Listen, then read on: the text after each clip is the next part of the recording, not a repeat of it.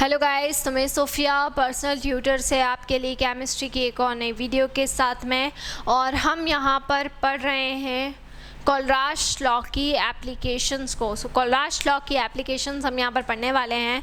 और देखिए, मैंने आपको एक एप्लीकेशन पढ़ाई कि किस तरीके से हम जो भी वीक इलेक्ट्रोलाइट्स होते हैं उनका मोलार कंडक्टेंस कोलराश लॉ और स्ट्रॉन्ग इलेक्ट्रोलाइट की हेल्प से डिटरमाइन कर सकते हैं। अब मैं आपको यहाँ पर अगली एप्लीकेशन करवाने वाली हूँ।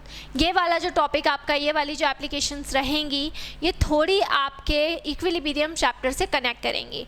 तो 11th स्टैंडर्ड में आपने जो इक्विलिब्रियम चैप्टर पढ़ा था, मैंने पढ़ाया भी है, उसके अंदर ये टॉपिक्स हैं, और वहाँ से फिर हम यहाँ पर कोलराश लॉ को कनेक्ट करने वाले हैं और एप्लीकेशन को पढ़ने वाले हैं। तो देखिए, अगला सेकंड पॉइंट है आपका, determine the degree of dissociation. Determine the degree of dissociation, है ना। तो हमें क्या डिटरमाइन करना है? डिग्री ऑफ डिसोसिएशन को डिटरमाइन करना है। ठीक है, क्लियर।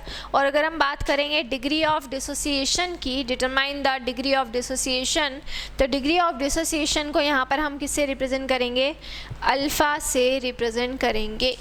ठीक है, सो डिग्री ऑफ डिसोसिएशन को हमें यहाँ पर डिटरमाइन करना है, और डिग्री ऑफ डिसोसिएशन डिटरमाइन होती है अल्फ़ा। जैसे कि आप जानते हैं कि जब हम इलेक्ट्रोलाइट की बात करते हैं तो इलेक्ट्रोलाइट जैसे ही सॉल्यूशन में जाएगा तो उसका डिसोसिएशन होता है। वो जो डिसोसिएशन होता है वो किस तरीके से होता है?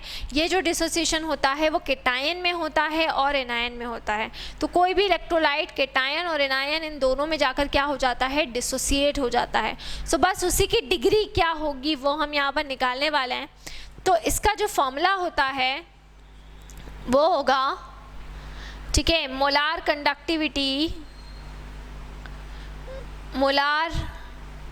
Conductivity eight concentration C। Molar conductivity eight concentration C, और उसके नीचे आ जाएगा molar conductivity at infinite dilution. ठीक है, तो कोई भी कंसंट्रेशन C पर मोलार कंडक्टिविटी आप निकाल लें, या फिर इनफाइनाइट डाइल्यूशन के ऊपर मोलार कंडक्टिविटी अगर निकाल ली जाए, इन दोनों का जो भी रेशो रहता है उस रेशो को हम क्या बोलते हैं? उस रेशो को हम कहते हैं degree of dissociation. So degree of dissociation का मतलब क्या होगा? ठीक है, कि molar conductivity at any concentration C और molar conductivity at infinite dilution का रेशो। सो अल्फ़ा की वैल्यू क्या हो जाएगी बेटा? अल्फ़ा की वैल्यू हो जाएगी del MC molar conductivity at C concentration. ठीक है, तो अल्फ़ा की वैल्यू क्या हो जाएगी? Del MC molar conductivity at C concentration, वो हम ऊपर रख देंगे, और molar conductivity at infinite dilution. ठीक है, तो C कंसंट्रेशन पर जो भी मोलार कंडक्टिविटी है और इनफाइनाइट डाइल्यूशन पर जो भी मोलार कंडक्टिविटी है, उन दोनों का जो भी रेशो हो जाएगा उस रेशो को हम क्या बोलेंगे? डिग्री ऑफ डिसोसिएशन कहेंगे। सो डिग्री ऑफ डिसोसिएशन का मतलब क्या होगा? Molar conductivity eight concentration C और molar conductivity at infinite dilution. ठीक है, अब ये दोनों वैल्यू हम निकालेंगे कैसे, ये भी मैं आपको बता देती हूँ। सो इन दोनों वैल्यूज़ को निकालने के लिए आपको क्या करना पड़ेगा? अगर आप डेल MC की वैल्यू निकालते हैं तो आपको सिंपल जो मोलार कंडक्टिविटी का फॉर्मूला होता है, कप्पा इंटू 1000 अपॉन में M, ये फॉर्मूला आपको लगाना पड़ेगा। M की जगह पे आप यहाँ पर C भी ले सकते हैं, कोई भी कंसंट्रेशन। तो कप्पा इंटू 1000 अपॉन में M, ये फॉर्मूला आप लगाएंगे तो इससे आपको मोलार कंडक्टिविटी पता चलेगी एट कंसंट्रेशन C। और अगर इनफाइनाइट डाइल्यूशन की बात करेंगे तो इनफाइनाइट डाइल्यूशन पे जो मोलार कंडक्टिविटी होगी वो हो जाएगी डेल एम इनफाइनाइट, और इसको हम किससे निकालेंगे? इसको हम निकालेंगे कोलराश लॉ से।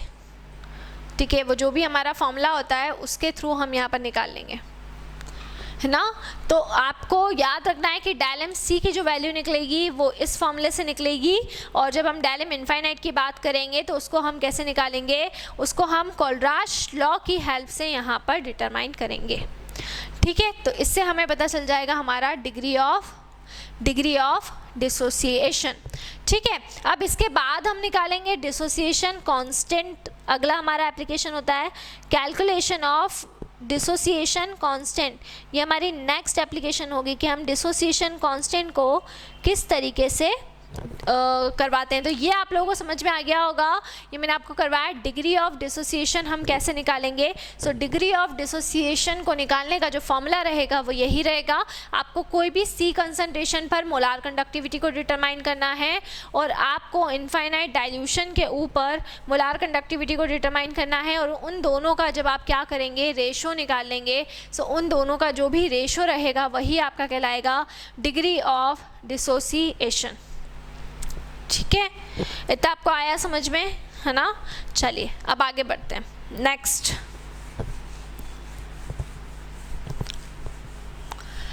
अगली एप्लीकेशन की तरफ हम बढ़ते हैं, डिसोसिएशन कांस्टेंट।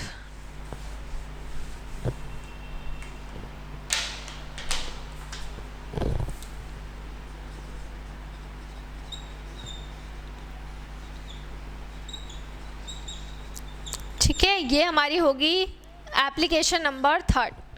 सो कोलराश लॉ की जब हम बात करेंगे कि हमें थर्ड एप्लीकेशन की बात करना है, इसको हम कहते हैं डिसोसिएशन कांस्टेंट, है ना। केपी और केसी आपने पढ़ा होगा, तो केसी बेसिकली होता है डिसोसिएशन कांस्टेंट। अब डिसोसिएशन कांस्टेंट के लिए मैं आपको देखिए एक इक्वेशन लिखवा रही हूँ। ए बी कोई इलेक्ट्रोलाइट है जो ए प्लस और बी माइनस में कन्वर्ट हो रहा है। अरे भाई इलेक्ट्रोलाइट है तो इलेक्ट्रोलाइट तो वही होगा ना जो आयंस के फॉर्म में डिसोसिएट हो जाए। तो ए बी कोई इलेक्ट्रोलाइट है और वो इलेक्ट्रोलाइट ए प्लस और बी माइनस में क्या हो रहा है, कन्वर्ट हो रहा है, ठीक है। सो यहाँ पर अगर हम बात करें ए बी के कंसंट्रेशन की, है ना, तो ए बी का कंसंट्रेशन मान लिया मैंने कि जब इनिशियल कंसंट्रेशन की हम यहाँ पर बात कर लेते हैं, यहाँ मैं लिख दे रही हूँ इनिशियल। सो इनिशियल का मतलब क्या हो जाएगा, इनिशियल का मतलब ये हो जाएगा कि ए बी जो है वो सी है, ए बी क्या है, ए बी सी है, और केटायन भी ज़ीरो है और एनायन भी ज़ीरो है, दोनों ज़ीरो ज़ीरो हैं।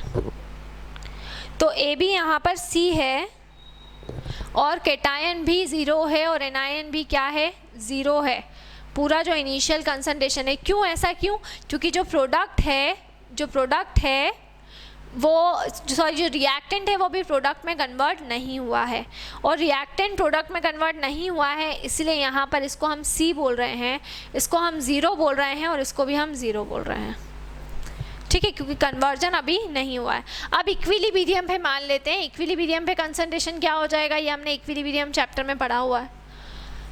अब इसमें मान लीजिए आयंस का डिसोसिएशन हो गया, तो सी कंसंट्रेशन था तो यहाँ पर डिसोसिएशन हुआ, तो ए प्लस का कंसंट्रेशन हमने सी अल्फ़ा लिख दिया और बी माइनस का कंसंट्रेशन क्या लिख दिया, ये भी हमने सी अल्फ़ा लिख दिया। तो ए बी का कंसंट्रेशन कितना हो जाएगा, सी वन माइनस अल्फ़ा, यही होगा ना। सी में से सी अल्फ़ा को माइनस करेंगे तो क्या हो जाएगा, सी वन माइनस अल्फ़ा। ए प्लस का कंसंट्रेशन और बी माइनस का कंसंट्रेशन एट इक्विलिब्रियम। अब यहाँ हम डिसोसिएशन कांस्टेंट की अगर वैल्यू निकालेंगे, ठीक है, तो हमारा केसी की अगर हम वैल्यू निकालें तो ये होता है प्रोडक्ट अपॉन में रिएक्टेंट। तो ए पॉजिटिव, बी नेगेटिव और अपॉन में आ जाएगा ए बी, यही होता है ना। ए पॉजिटिव होता है, बी नेगेटिव होता है और नीचे क्या आ जाएगा, ए बी आ जाएगा। अब हम क्या करेंगे बेटा, यहाँ पर ए पॉजिटिव का कंसंट्रेशन इक्विलिब्रियम पे कितना है, सी अल्फ़ा है तो वो रख दिया। बी माइनस का कंसंट्रेशन कितना है, सी अल्फ़ा है तो वो रख दिया, और ए बी की जगह पे रख दिया मैंने सी वन माइनस अल्फ़ा, है ना। तो Kc डिसोसिएशन कांस्टेंट की वैल्यू क्या आ जाएगी, एक C से एक C कैंसल, तो ऊपर बचा C अल्फ़ा स्क्वायर और नीचे बचा 1 माइनस अल्फ़ा। ये होता है मेरा डिसोसिएशन कांस्टेंट का फॉर्मूला। अब ध्यान से सुनिएगा, जब भी आपको कोई भी क्वेश्चन मिलेगा तो उस क्वेश्चन के लिए आपको क्या करना है, उस क्वेश्चन के लिए आपको सबसे पहले क्या निकालना है, सबसे पहले आपको निकालना है degree of dissociation. Degree of dissociation की वैल्यू आप निकालेंगे सबसे पहले तो, और जैसे ही आपकी डिग्री ऑफ डिसोसिएशन की वैल्यू निकलती है तो डिग्री ऑफ डिसोसिएशन निकालने के बाद में आपको निकाल लेना है यहाँ पर डिसोसिएशन कांस्टेंट को। सो फर्स्ट ऑफ ऑल हम यहाँ पर डिग्री ऑफ डिसोसिएशन को कैलकुलेट करेंगे, और डिग्री ऑफ डिसोसिएशन को कैलकुलेट करने का फॉर्मूला क्या होता है, डेल एम जो भी है इनफाइनाइट अपॉन में डेल एम सी अपॉन में डेल एम इनफाइनाइट एक फार्मूला लगाएंगे और एक इनफाइनाइट डाइल्यूशन का फार्मूला लगाएंगे। दोनों से हम अल्फ़ा की वैल्यू निकालेंगे। वो जो अल्फ़ा की वैल्यू निकलेगी उसको हमको इस फार्मूले में पुट ऑन करना है, और इस फार्मूले में जैसे ही आप उस डिसोसिएशन डिग्री ऑफ डिसोसिएशन की वैल्यू को रखेंगे सो वैसे ही आपको किसकी वैल्यू मिल जाएगी, Kc की, मतलब कि डिसोसिएशन कांस्टेंट की वैल्यू आपको यहाँ पर मिल जाएगी। क्लियर है। सो ये मैंने आपको करवाया, यहाँ पर डिसोसिएशन कांस्टेंट को हम किस तरीके से कैलकुलेट करते हैं वो हमने करवाया, ठीक है ना, वो मैंने आपको करवा दिया। अब मैं आपको नेक्स्ट वीडियो के अंदर इससे रिलेटेड जो न्यूमेरिकल प्रॉब्लम्स होती हैं वो मैं आपको नेक्स्ट में करवाऊंगी। सो ये हमारे थे एप्लीकेशंस ऑफ कोलराज लॉ, जितनी भी आपके न्यूमेरिकल प्रॉब्लम में यूज़ होने वाली एप्लीकेशन है। अच्छा, एक और एप्लीकेशन होती है, ठीक है, determination of solubility of sparingly soluble salt. Sparingly soluble salt क्या होते हैं, जो वैसे तो इनसॉल्युबल बोले जाते हैं लेकिन वाटर के अंदर इनका थोड़ा सॉल्युबिलिटी का एक्सटेंट होता है। तो वाटर के अंदर इनका सॉल्युबिलिटी का एक्सटेंट कितना होता है उसको हम कोलराज लॉ की हेल्प से डिटरमाइन कर सकते हैं।